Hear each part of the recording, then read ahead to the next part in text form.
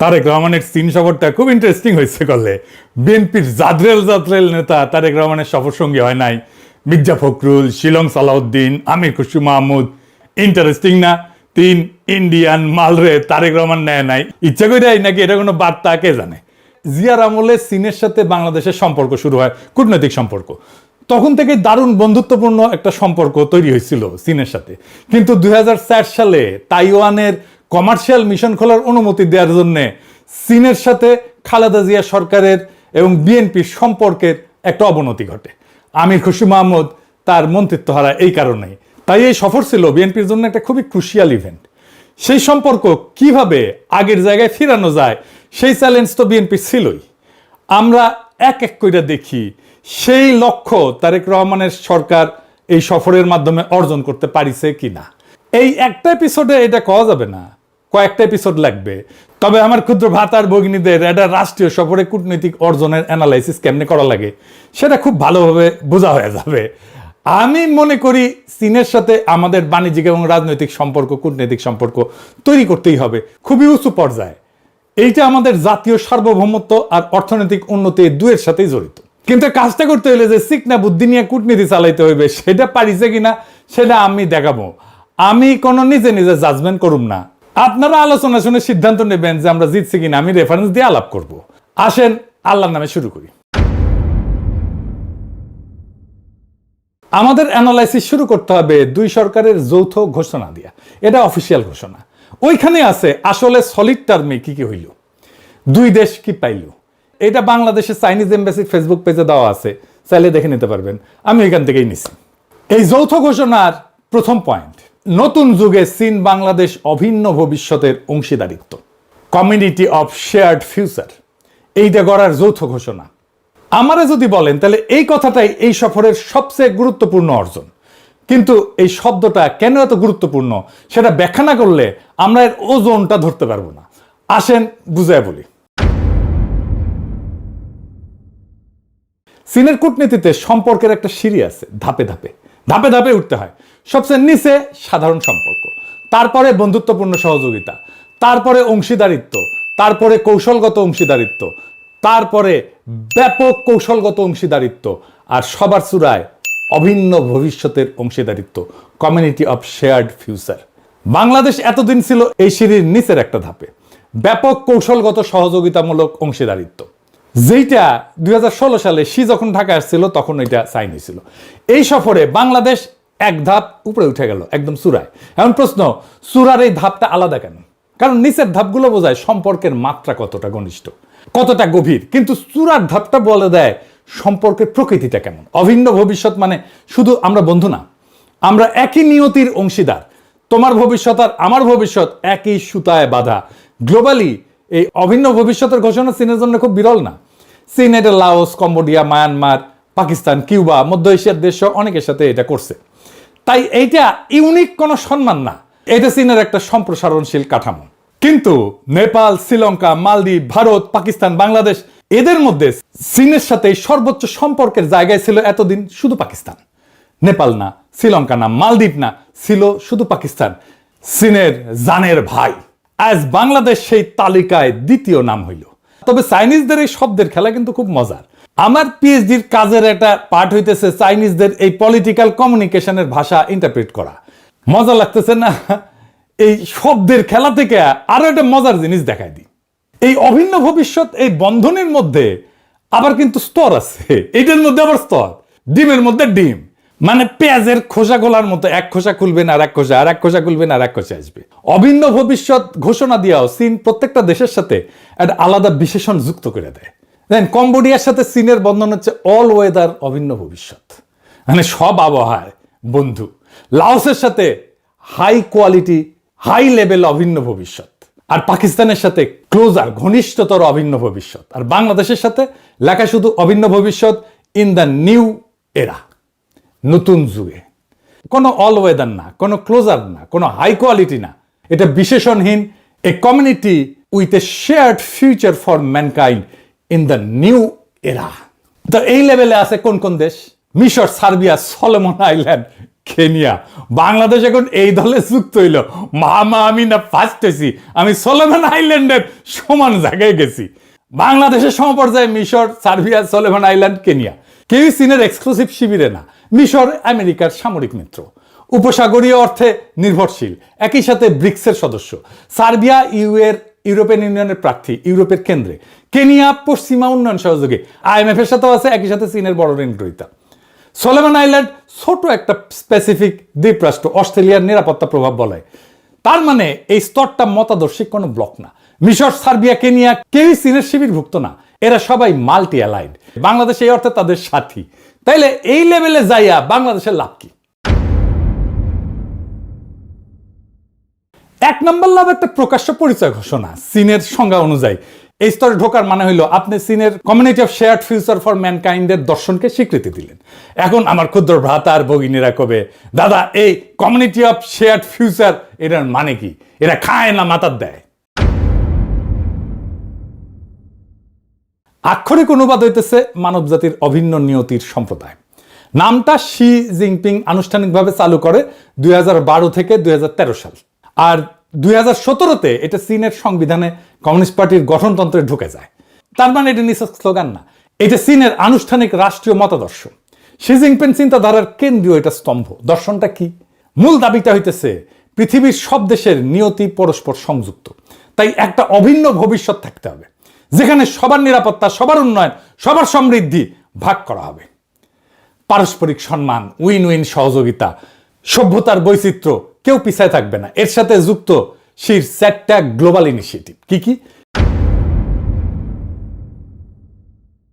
Global development initiative, GDI, global security initiative, GSI, global civilisational initiative, GCI, আর সাম্প্রতিক global governance initiative.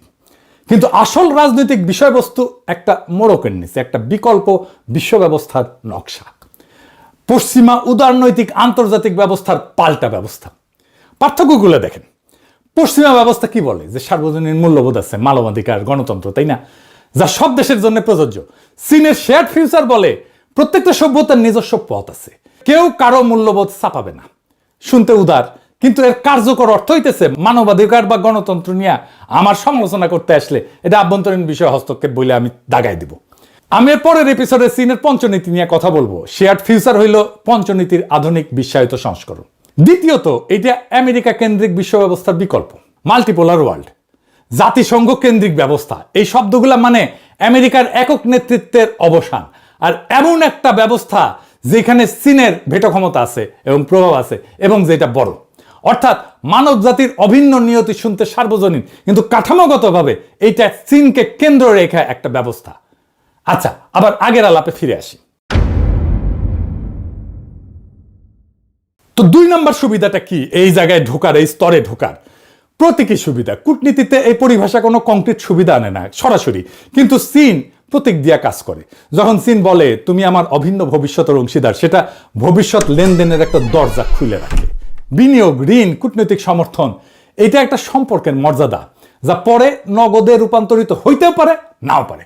3 number কি? আঞ্চলিক বার্তা। এটাই বাংলাদেশের জন্য সবচেয়ে তাৎপর্যপূর্ণ। দক্ষিণ এশিয়ায় এতদিন শুধু পাকিস্তান এই পরিবারে ছিল। বাংলাদেশ যোগ দেওয়া মানে ভারতের ঠিক পূর্ব সীমান্তে আর একটা দেশ প্রকাশ্যে চীনের পরিচয়ের কক্ষপথে ঢুকে গেল। ভারতের জন্য এটা একটা কৌশলগত উদ্বেগ, আর বাংলাদেশের জন্য এটা একটা লিভারেজ। ভারত, পশ্চিম এদের সাথে দর কষাকষি যেতে কইতে পারবে আমার কাছে বিকল্প আছে। এটা একটা দেখানোর কার্ড থাকলো হাতে। এই পয়েন্টে আমেরিকার প্রতিক্রিয়া কি হইতে পারে সেটা নিয়ে পরের এপিসোডে আমি আলাপ করব। তবে পুরোটাই নির্ভর করবে বাংলাদেশের কূটনৈতিক মুনশিয়ানার উপরে। ভিয়েতনাম আমেরিকার সাথে ঘনিষ্ঠ নিরাপত্তা সম্পর্ক রাখে, আবার একই সাথে বিপুল চীনা বিনিয়োগ টানে, কারণ দুইটাই তার সামলানোর সক্ষমতা আছে। আমাদের আছে কিনা সেটা আমরা দেখব। এইবার আসেন 2 নাম্বার পয়েন্টে। 2 নম্বর পয়েন্টে লেখা আছে দ্বিতীয় বিশ্বযুদ্ধের ফলাফল রক্ষা, ফ্যাসিবাদী এবং সামরিকবাদী পুনরুত্থানের বিরোধিতা। এটার মানে কি? এটার মানে খুঁজে বের করতে হবে। মানে না বুঝলে হবে না। শুনেন, এটা মানে না বুঝলে, এটা ভিতরে না ঢুকলে হবে না। এইটা আসলে চীনের জাপান বিরোধী অবস্থানের ক্ষেত্রে আমাদের সম্মতি নিয়ে নিল। কেমনে? এই শব্দগুলো নিরীহ শোনায়, কিন্তু নিরীহ না। একটু খুলে বলি, কারণ এটা না বুঝলে আপনি বুঝবেন না বাংলাদেশ এখানে কি সই করলো। সামরিকবাদী পুনরুত্থানের বিরোধিতা মানে এই শব্দটা চীনের কূটনীতিতে একটা কোড। কাকে নির্দেশ কইরা? জাপানকে নির্দেশ কইরা। চীনের বয়ানে জাপান হইল দ্বিতীয় বিশ্বযুদ্ধের একটা অপরাধী দেশ, যে এখনো ঠিক মতো অনুতপ্ত হয় নাই, আর যে আবার সামরিকীকরণ করতেছে। আর যৌথ ঘোষণায়, কায়রো ঘোষণা এবং পচদাম ঘোষণার উল্লেখ আছে। এটা একটা কোড। কারণ চীনের যুক্তি এই দলিলগুলোতেই বলা আছে তাইওয়ান চীনকে ফেরত দিতে হবে, মানে দ্বিতীয় বিশ্বযুদ্ধের ফলাফল রক্ষা তাইওয়ান চীনের। আর আজকের প্রেক্ষাপটে যুদ্ধোত্তর আন্তর্জাতিক ব্যবস্থা রক্ষা মানে চীনের ভাষা এটার মানে আমেরিকার নেতৃত্বাধীন ব্যবস্থার বিরোধিতা করা, জাতিসংঘ কেন্দ্রিক ব্যবস্থার পক্ষে, যে জাতিসংঘে চীনের ভেটো পাওয়ার আছে। এখন আসল প্রশ্ন, এই জাপান বিরোধী, পরোক্ষ আমেরিকা বিরোধী ভাষায় বাংলাদেশ সই করলো কেন? জাপানের সাথে বাংলাদেশের কোনো বিরোধ আছে? নাই তো। উল্টাটা, জাপান 5 দশকের বেশি সময় ধরে বাংলাদেশের বৃহত্তম দ্বিপাক্ষিক উন্নয়ন অংশীদার। স্বাধীনতার পর থেকে $32 বিলিয়ন বেশি সহায়তা দেয়। মাতারবাড়ি সমুদ্র বন্দর করতেছে, বাংলাদেশের প্রথম গভীর সমুদ্র বন্দর জাপানি বানাইতেছে। চীন সোনা দিয়ে একটা গভীর সমুদ্র বন্দর বানাইতে চেয়েছিল, ভারত, জাপান আর আমেরিকার বিরোধিতায় সেটা বাতিল হয়ে যায়। আর জাপান মাতারবাড়ির কাজ পায় চীনের বিপরীতে একটা ভূ রাজনৈতিক জয় নিয়ে বাংলাদেশে। তাইলে দাঁড়াইলো কি? যে জাপান বাংলাদেশের সবচেয়ে বড় উন্নয়ন বন্ধু, যে জাপান চীনকে হারায় বাংলাদেশে বন্দর বানাইতেছে, বাংলাদেশ সে জাপানের বিরুদ্ধে চীনের কোডেড ভাষায় সই করে আসলো। এটা বাংলাদেশের চিরাচরিত অবস্থান কিন্তু না। চীনের ভূ রাজনৈতিক বয়ানের ভাষা সে গ্রহণ করলো, যেটা বাংলাদেশ নিজের স্বার্থের বিরুদ্ধে গিয়া গ্রহণ করছে। এইটা বাংলাদেশের তাবর তাবর ডিপ্লোম্যাটরা বুঝলো না, নাকি ধূর পটায় দিল চায় না। এখন প্রশ্ন আসতে পারে, এটা সাইন করলে বাংলাদেশে কোনো ক্ষতি হইলেও? বড় কোনো ক্ষতি হয় নাই, আমি এটা আগেই বলে দিই। কারণ বাংলাদেশ জাপানের নাম নিয়ে কিছু বলেনি, এটা সাধারণ ভাষায় সই করছে, যা চীনের স্ট্যান্ডার্ড বয়ানের অংশ। তাহলে বিপদটা কোথায়? বিপদ কি একেবারেই নেই? আছে, বিপদ আছে। বিপদ কি? 3টে জায়গায় বিপদ আছে। 1 নম্বর কূটনৈতিক। টোকিও এই কোডের ভাষা চিনে, তারা জানে কায়রো, পটসদাম আর সামরিকবাদী পুনরুত্থান এটা কি। এটা চীনের জাপান বিরোধী শব্দ ভান্ডার, চীনের জাপান বিরোধী বয়ান। বাংলাদেশ সেই ভাষায় সই করায়, জাপান তো ভুরু কুচকাবেই। কিন্তু জাপান এটাও জানে এই ভাষা স্ট্যান্ডার্ড চীনা টেমপ্লেট। চীন প্রায় সকল অংশীদারকে এইটাতে সই করায়। তাই জাপান সম্ভবত এটাকে গুরুত্ব না দিয়া প্র্যাকটিক্যাল সম্পর্কতে মনোযোগ দেবে। জাপান বাস্তববাদী, প্রতীকে প্রতিক্রিয়া দেখায় না সহজে। 2 নাম্বার, জাপান কি প্রতিশোধ নেবে এটার জন্য? না, কারণ জাপানেরও বাংলাদেশকে দরকার। জাপানের বাংলাদেশে বড় বিনিয়োগ আছে এবং সেটা চীনকে ব্যালেন্স করার কৌশলের অংশ। জাপান বাংলাদেশকে চীনের দিকে আরো ঠেলে দিতে চাইবে না একটা প্যারাগ্রাফের একটা ভাষার জন্য। কূটনীতিতে যার আপনাকে দরকার, সে আপনার ছোটখাটো অসঙ্গতি এটা হজম করে ফেলে। 3 নাম্বার, এখানে কিন্তু আসল বিপদটা বিশ্বাসযোগ্যতার ক্ষয়, নির্দিষ্ট শাস্তি না। বাংলাদেশের আসল কৌশলগত সম্পদ হইল credibility as a balancer. Balance রক্ষা করে চলার যে ক্রেডিবিলিটি, এটা ক্ষতিগ্রস্ত হয়। সবার সঙ্গে কথা বলতে পারার ক্ষমতা, কারো পকেটে না থাকা, এই ধরনের ভাষায় সই করলে সেই ভাবমূর্তি ক্ষয় হয়, এটা দাগ পড়ে, কালো দাগ পড়ে। জাপান, আমেরিকা প্রত্যেকে একটা করে নোট লিখে দেবে যে বাংলাদেশ চীনের বয়ান গ্রহণে দ্বিধা করে না, এমনকি নিজের স্বার্থের বিরুদ্ধে যায়ও। একটা যৌথ ঘোষণা বিপর্যয় ঘটায় না, কিন্তু এরকম 10টা সিগন্যাল আসলে বাংলাদেশের নিরপেক্ষ ব্যালেন্সের পরিচয়টা এটা হারায় যাবে। এই কাজটা বাংলাদেশ অনেক করে ফেলছে আগে। আমেরিকার সাথে ট্যারিফ এগ্রিমেন্ট সাইন করছে, ওইখানে আবার চীনের নাম উল্লেখ করে নাই, কিন্তু সরাসরি আছে নন মার্কেট এন্টিটির সাথে কৌশলগত চুক্তি করতে পারবে না, মানে চীনের সাথে। ইরানের প্রধান নেতা নাম মারা গেল, ইরানের বিরুদ্ধে পরদিন বিবৃতি দিল বাংলাদেশ। সব চুক্তি আর সব বিবৃতি যেহেতু ইংরেজিতে লেখা থাকে, তাই বাঙ্গুদের মনে হয় টিকি লিখেছে, সাইন করে দিই। হজ্জা গ্রামে বিচার করছে, একদিন এক লোক এসে নালিশ জানাইলো, লম্বা করে নিজের পক্ষে কথা কইল। হজ্জা বলল, ঠিকই কইছো তুমি। একটু পরে বিপক্ষের লোক এসে উল্টা কথা বললো, হ্যাঁ, নিজের পক্ষটা বোঝাইলো। হজ্জা ওকেও কইলো, তুমি ঠিকই কইছো।